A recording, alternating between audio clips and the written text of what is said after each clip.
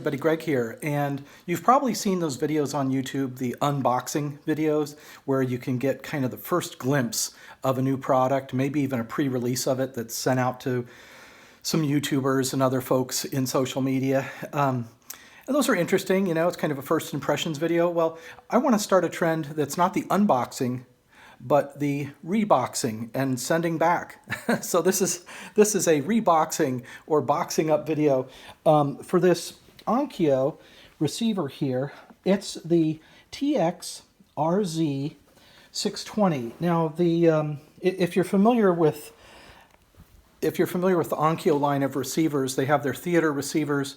There's an NR series, and then above that are the RZ series. Now, a thing to watch out for in the specs, you'll see because the RZ series is a higher grade component piece of equipment, lots of, you know, higher grade components in that piece of equipment. They specifically sell it for that. Almost all of those receivers are THX certified, except for the 620. And it's a lot less money. So that makes a person think, well, maybe they're providing you essentially the same quality, but without having to pay that hefty price for the certification. Well, anyway, I was just kind of underwhelmed, I guess, with the 620, considering that it was, you know, more money compared to others. And one of the things I want to point out, which actually I guess seems to be a problem with other Onkyo receivers, but this little plastic knob, you can kind of see it's loose. It's almost like it wants to fall off. It's too bad that, you know, they didn't just use a metal knob and create the feel of an old servo connector, but they didn't. So anyway, that's like your first point of contact with this piece of equipment, and it feels just kind of flimsy. So that's, you know, not a good look, as they say. Now here on the back, by comparison, I've been using the TX-NR777, which is the higher range, the higher end of the NR line, whereas this is the low end of the RZ line. Anyway, the 777 just coincidentally has almost, I think it's identical. If you look online and you check out the rear of these, they have the same ports, the same labeling, everything, except for down here with the sub, the way the sub is handled, and the Zone 2. With Zone 2, here it says pre-line out, and on the 777, I think it says line out or something. But that's basically the only difference I can see on the outside between the 777 and the 620.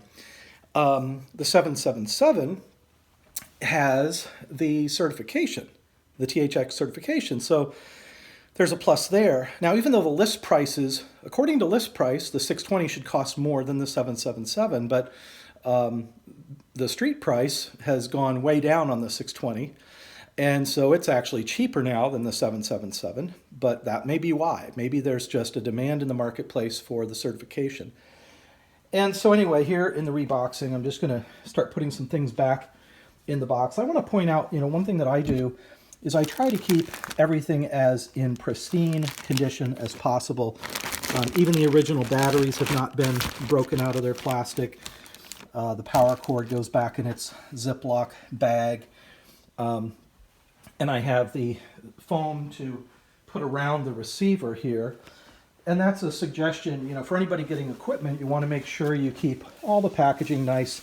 It's really just more of a courtesy. I think if it was a little bit sloppily packed, you know, maybe they'd still give you a return without a restocking fee. And in this case, there were some other issues with the receiver, which I'm just going to read off here from the iPad. One problem is that the Bluetooth and AirPlay seem to be accessible to anybody. There's no passcode. You don't have to do anything on the receiver to permit access. So I thought that's not a good idea. Some of the issues then, let me run down with the TX-RZ620 Onkyo, are that the Bluetooth and AirPlay seem to be accessible to anybody. They can just connect up and start playing music, which is odd. And there doesn't seem to be any kind of, you can turn turn Bluetooth off, right? But there doesn't seem to be any way you can have them be required to enter a passcode or something that I could figure out there. And a problem with the 620 that's not present with the 777, I'll use these abbreviated names, is that, you know, when the 777, if you push the power button, it goes into probably a standby mode, but it's basically off. On the 620, the same thing. You push the power button, it seems to go into kind of an off or standby.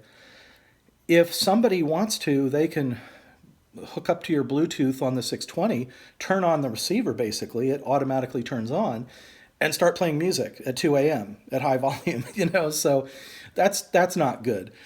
The convenience, of course, is that if you get home and you decide you want to play some music, you don't have to search around and get to your receiver to turn it on and then turn on your music. You can just start playing music and it'll power on. So that's maybe a nice thing, but in general, I just didn't like the idea that, you know, if you accidentally tap on that, it's going to kick on at night.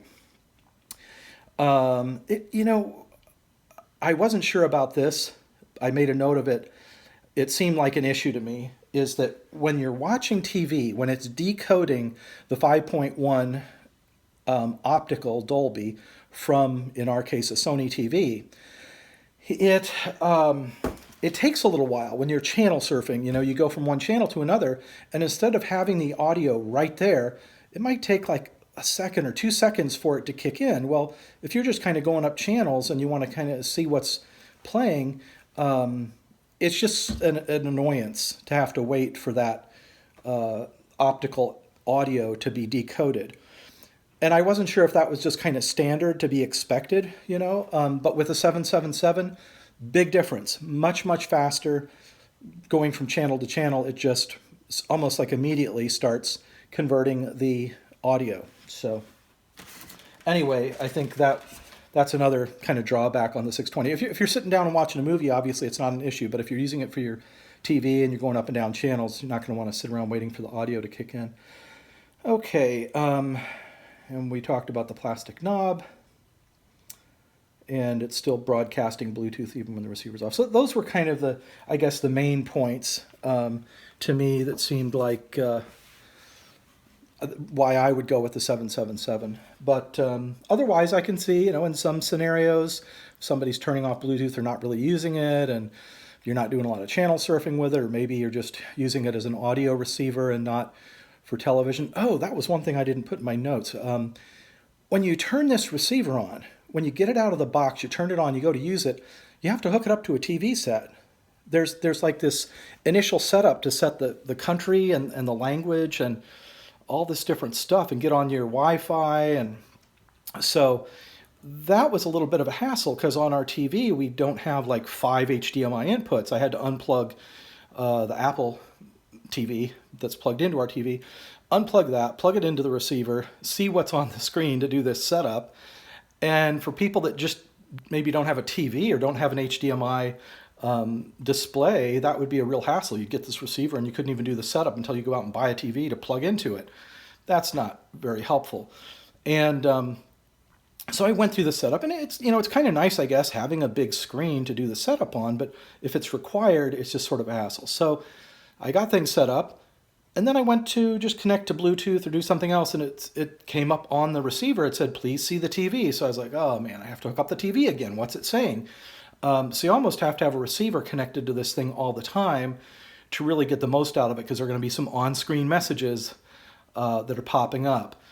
I wasn't sure, is that standard in the industry? But apparently not. So with the Onkyo TX-NR777, you take it out of the box, you plug it in and press Bluetooth. You find it on your phone, you broadcast to it, and you're up and going, and you can go off and do other things. And you don't have to go out and buy a TV set just to make your receiver work. And I've been using the 777. I probably will hook it up at some point. I'm curious to see what the on-screen navigation is like, but it's not necessary to make the thing work. So that was a big difference between the NR series and the RZ series. Maybe it's because the RZ series are really almost exclusively sold to kind of home theater enthusiasts, and it would be unusual for somebody to get a home theater system and not have a TV, right? So that could be part of it, but for those using it for audio, I thought it was interesting, kind of a shortcoming. So anyway, that about wraps it up. Thanks for watching the video. If you have any suggestions for other product reviews or comparisons, let me know. Comments, questions, suggestions, always welcome. And feel free to, like and share. So I'll see you in the next video. Take care.